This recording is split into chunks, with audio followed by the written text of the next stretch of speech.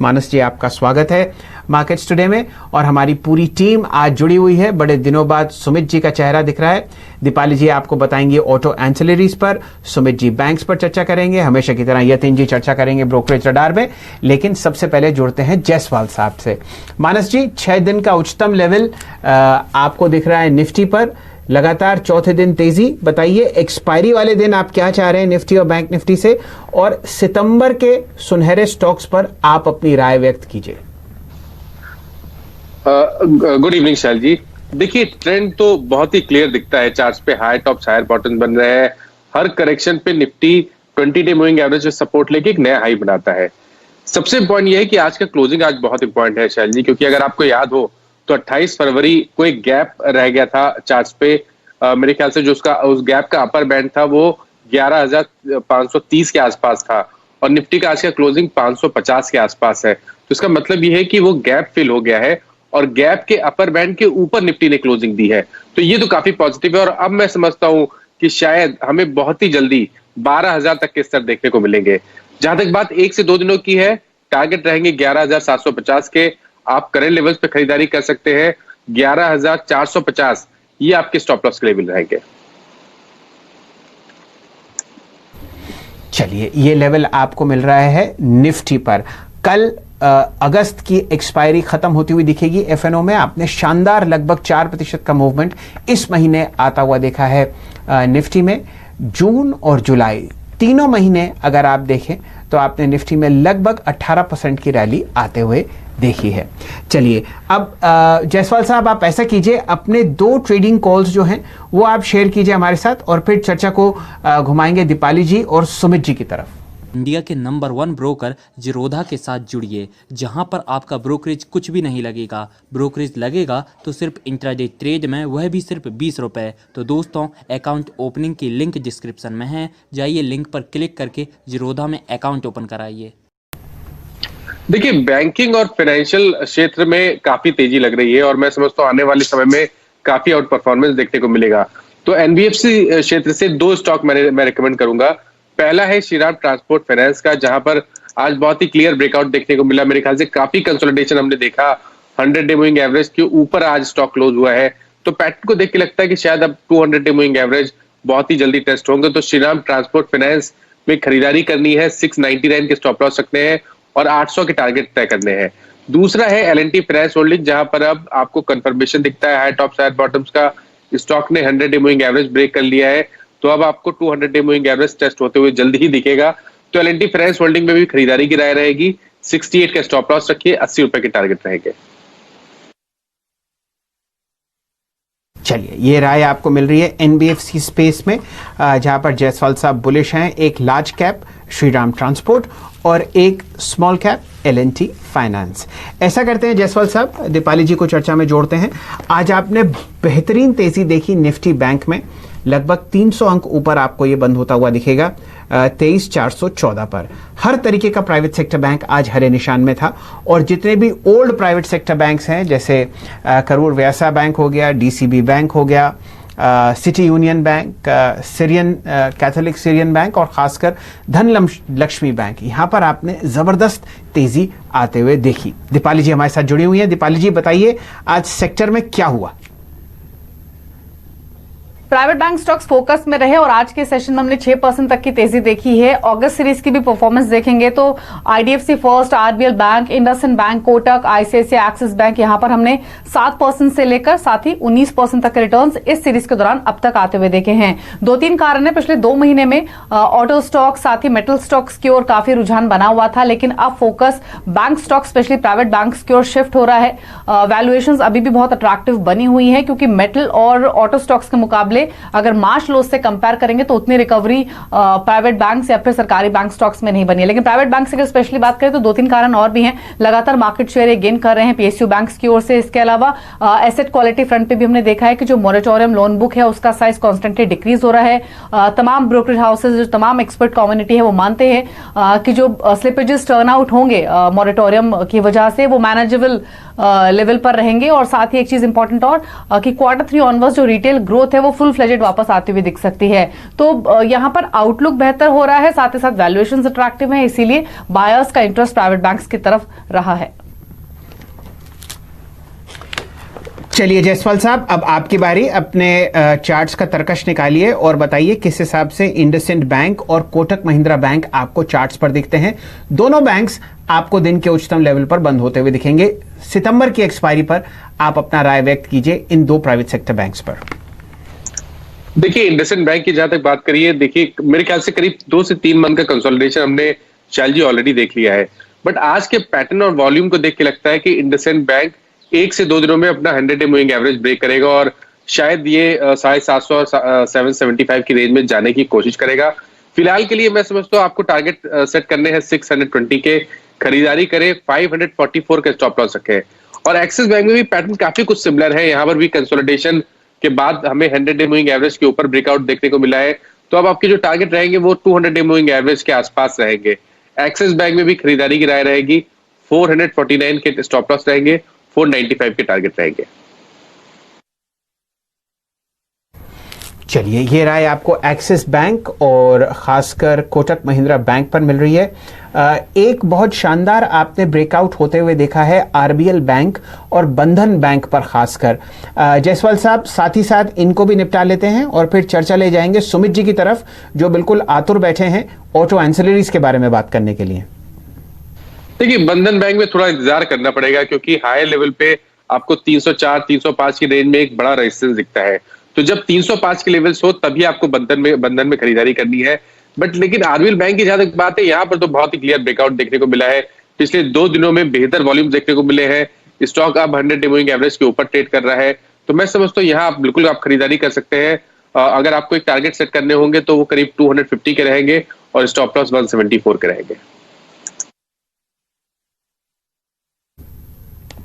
चलिए, ये आपको राय मिल रही है बंधन बैंक पर जो बिल्कुल 300 के नीचे है, और आरबीएल बैंक जो बिल्कुल 200 रुपए के ऊपर आज आपको ट्रेड करता हुआ दिखा।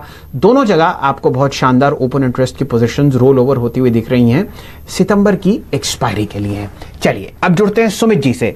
सुमित जी, स्वागत है आपका। आज आपने शानदार रैली देखी, एक से एक बेहतरीन ऑटो स्टॉक्स में और ऑटो एंसिलरीज में।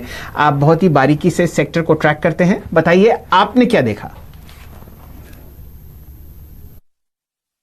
आज ऑटो और ऑटो एंसिलरी स्पेस में लगातार दूसरा दिन है जबकि एक अच्छी तेजी देखने को मिली। इनफैक्ट टाटा मोटर्स कल भी इंडेक्स का टॉप गेनर था और आज भी इंडेक्स का टॉप गेनर बनकर बंद होता हुआ दिखाई पड़ा है। कई सारी चीजें हैं जिसके आधार पे इस पूरे स्पेस में खरीदारी देखने को मिली है। पहली चीज तो जो जीएसटी कट की बातचीत हो रही है टू व्हीलर स्पेस में, वो एक बड़ा ट्रिगर बन के आया तमाम टू व्हीलर कंपनीज के लिए या फिर उससे रिलेटेड ऑटो एंसिलरी कंपनीज के लिए। दूसरा, ऑटो सेल्स के नंबर्स भी आने हैं ट्यूसडे को, जिससे ठीक पहले ऑटो स्पेस के अंदर बाइंग होते हुए दिखाई पड़ रही है और मेजरली अनुमान भी लगाया जा रहा है कि सीक्वेंशियल बेसिस पे नंबर्स थोड़े से बेटर साइड पे आते हुए दिखाई पड़ेंगे। हालांकि वाई बेसिस पे एक बेस काफी बड़ा होगा। इसके अलावा ऑटो एंसिलरी स्पेस में एक अच्छी वैल्यू बाइंग भी हो रही है। कुछ सिलेक्टिव स्टॉक्स के अंदर प्रमोटर की तरफ से भी बाइंग होते हुए दिखाई पड़ रही है। तो ऐसे मल्टीपल ट्रिगर्स हैं जिसके आधार पर उछाल देखने को मिल रहा है। स्क्रीन पे वो आंकड़े चलते हुए आपको दिखाई पड़ ही रहे होंगे। पूरे एक महीने के दौरान अशोक लेलैंड जैसे शेयर जो कि 40% तक चले, टाटा मोटर जैसे शेयर जो कि 33% तक चले। तो कई ऐसे शेयर हैं जो कि डबल डिजिट के आसपास का रिटर्न देकर गए हैं। वहीं कई ऐसे शेयर भी हैं जहां पर एक अच्छे वैल्यू है और वैल्यू के आधार पर बाइंग होते हुए दिखाई पड़ रही है, स्पेशली ऑटो एंसिलरी स्पेस में। मिसाल के तौर पर आप बैंको प्रोडक्ट्स को देखिए, महज 10 के मल्टीपल पे कामकाज कर रहा है। जीएनए एक्सेल करीब 18 के मल्टीपल पे कामकाज करते हुए, या फिर राणे ब्रेक, मुंजाल शोआ जैसे शेयर जो कि 20-25 के मल्टीपल पे कामकाज कर रहे हैं। तो कई स्पेस में, इस पूरे स्पेस में एक अच्छी वैल्यू बाइंग भी हो रही है, प्रमोटर की बाइंग भी हो रही है और मल्टीपल ट्रिगर्स भी हैं जिसके आधार पर आज लगातार दूसरा दिन जबकि एक अच्छा उछाल देखने को मिल रहा है।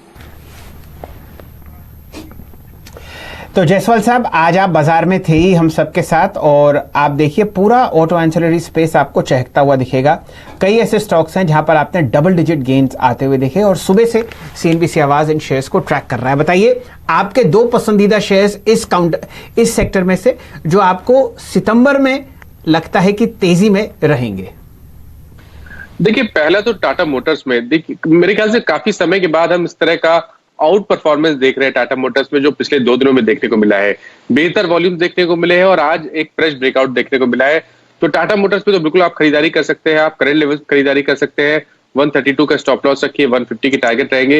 हीरो मोटोकॉर्प ने एक बहुत ही क्लियर ब्रेकआउट दिया है, फ्रेश ब्रेकआउट 3000-3050 के ऊपर दिया है और अब पैटर्न को देख के लगता है कि शायद हमें बहुत ही जल्दी 3400 तक के लेवल्स देखने को मिलेंगे, तो यहां पर भी खरीदारी करने की राय रहेगी।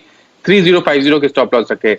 ऑटो एक्सेसरीज क्षेत्र से एक बड़ा इंटरेस्टिंग पैटर्न अपोलो टायर्स को देखने को मिला है।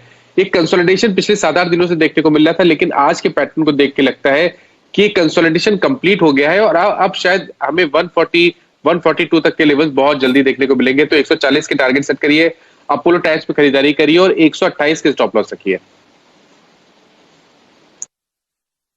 जी चलिए, तो कॉल्स मांगे गए थे 2 और आपको मिले 3 शानदार। हीरो मोटर्स, अपोलो टायर्स और टाटा मोटर्स पर बुलिश रुझान है जायसवाल साहब का। कुछ और सेक्टर्स पर ध्यान दीजिए मानस जी। आज आपने बाजार बंद होते वक्त 3 जगह बहुत शानदार तेजी देखी, इन्फोसिस, टीसीएस और साथ ही साथ डॉक्टर रेड्डीज। ये सारे स्टॉक्स लगभग 8 से 10 दिन की करेक्शन के बाद आपको ऊपर की तरफ बढ़ते हुए दिख रहे हैं। क्या आगे निफ्टी की रैली इन मजबूत कंधों पर चलेगी? इन तीनों में से अगर कोई आपका पसंदीदा कॉल हो तो वो शेयर कीजिए हमारे दर्शकों के साथ।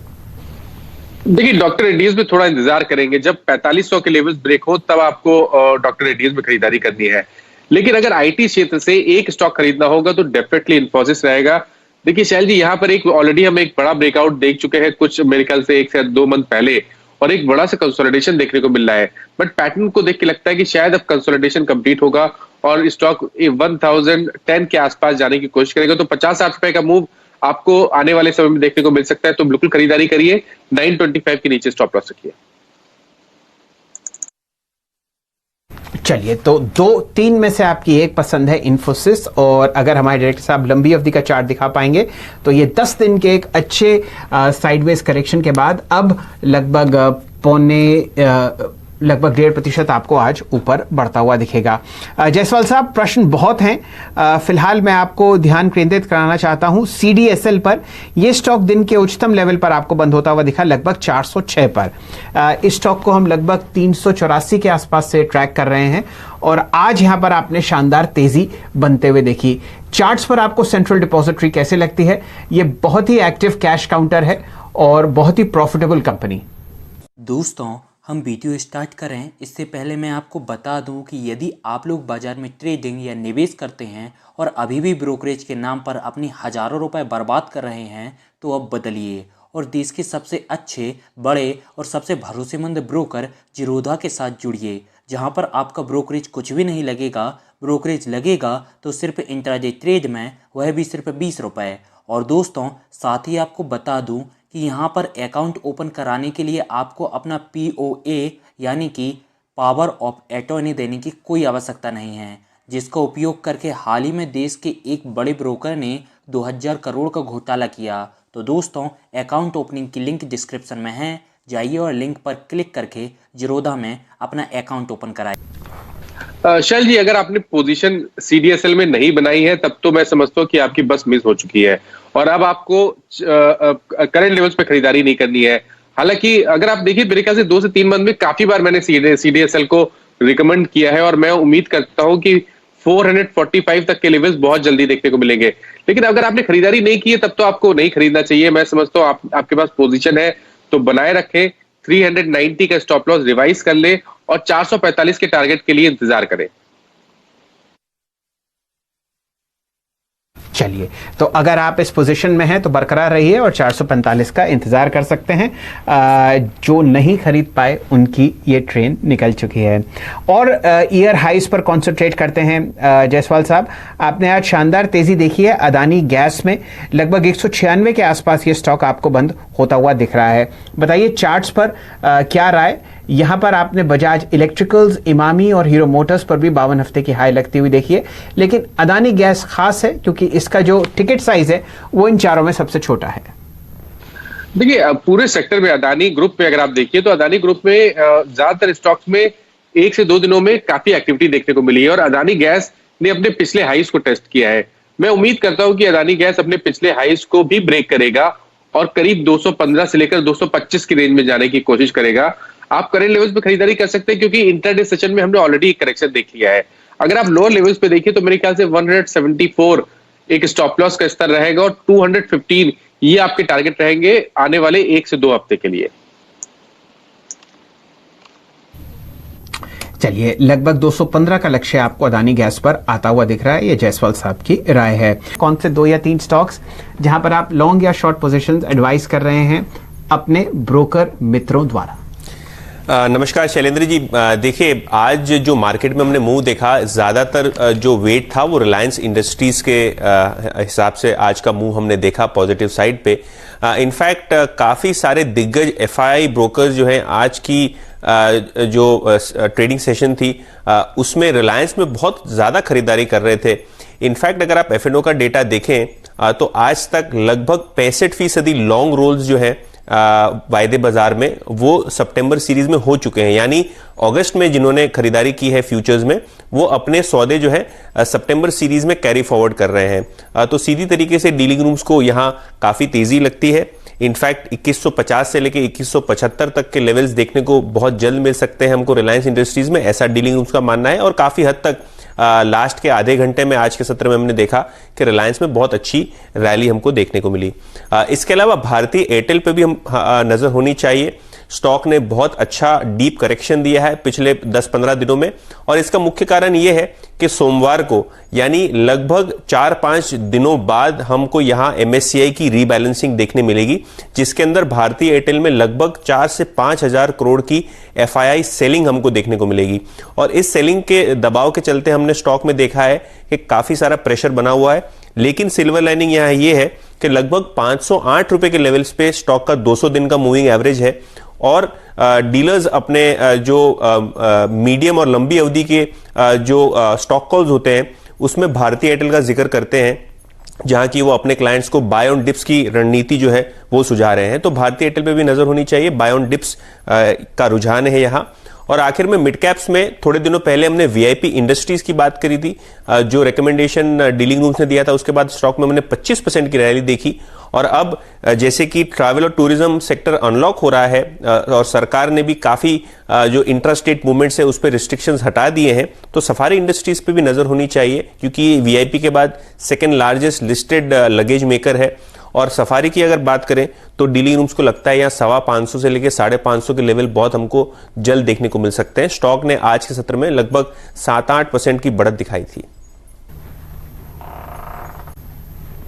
चलिए यतिन जी, आपका बहुत बहुत शुक्रिया हमारे साथ जुड़ने के लिए। जायसवाल साहब, बहुत ही संक्षिप्त में अगर आप राय दे पाए भारतीय एयरटेल पर, कोई जोन डिस्क्राइब करें जहां पर आप इस शानदार स्टॉक को एडवाइस करेंगे हमारे निवेशकों को अपने पोर्टफोलियो में ऐड करने का एसआईपी के द्वारा, और समय समाप्त होने से पहले आरआईएल पर भी अपनी राय दें। देखिए, भारतीय एयरटेल में तो हर गिरावट पे खरीदारी करनी है लॉन्ग टर्म के लिहाज से शैल जी। लेकिन अगर आप शॉर्ट टर्म ट्रेडर है तो आप 500 रुपए का स्टॉप लॉस रखिए, और अगर वो ब्रेक हो तो शॉर्ट टर्म के नजरिए से निकल जाए। 500 रुपए 200 डे मूविंग एवरेज है, तो उसका ध्यान रखना पड़ेगा। रिलायंस इंडस्ट्रीज में तो मैं समझता हूँ कि अभी भी आपको आगे भी तेजी देखने को मिलेगी। एक फ्लैग पैटर्न बन रहा है डेली चार्ट पे, और पैटर्न को देख के लगता है पिछले हाईज बहुत ही जल्दी ब्रेक होंगे। पहला टारगेट 2175 आता है, लेकिन मेरा जो सेकंड टारगेट है वो 2300 के आसपास आता है, तो खरीदारी करें। 2065 का स्टॉप लॉस रखें। चलिए, भारतीय एयरटेल और रिलायंस इंडस्ट्रीज हमारे देश के 2 सबसे बड़े टेलीकॉम प्लेयर्स पर रुझान बुलिश है जायसवाल साहब का। समय समाप्त हो चुका है। इंडिया के नंबर 1 ब्रोकर जिरोधा के साथ जुड़िए, जहां पर आपका ब्रोकरेज कुछ भी नहीं लगेगा। ब्रोकरेज लगेगा तो सिर्फ इंट्राडे ट्रेड में, वह भी सिर्फ 20 रुपए। तो दोस्तों, अकाउंट ओपनिंग की लिंक डिस्क्रिप्शन में है, जाइए लिंक पर क्लिक करके जिरोधा में अकाउंट ओपन कराइए।